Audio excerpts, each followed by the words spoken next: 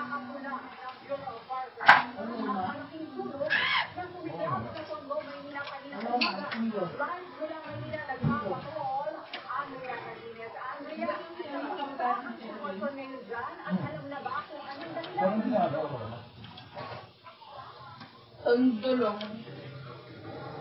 Then sa ngayon, hindi pa alam ang naging sanhi ditong sunog mo. Pero sa ngayon, dito sa kinakatayuan ko, dito sa Road 10, Barangay 105 sa Tondo, sa Maynila, ay langhap na langhap pa rin yung usok na nanggagaling sa mga nasusunog na bahay dito sa tenement sa likuran ko. Kung makikita nyo, ito sa likuran ko ay may mga maliit na langhap na sinusubukan ako na imbero. Kaya naman, meron na nakaabang sa malapit, namamag-asa ng ng banhay, ng kanyang mga bahay, para i-check ng mga nagsasalbang gamit. Pero doon sa bandang looban ng tenement ay meron pa rin mga mas malalaking sunog. Mag-aalas 12 ng tanghali ng matungkol ng Bureau of Fire Protection ang report ng sunog. Wala pang 30 minutos ay tinaas na agad ito sa fake alarm.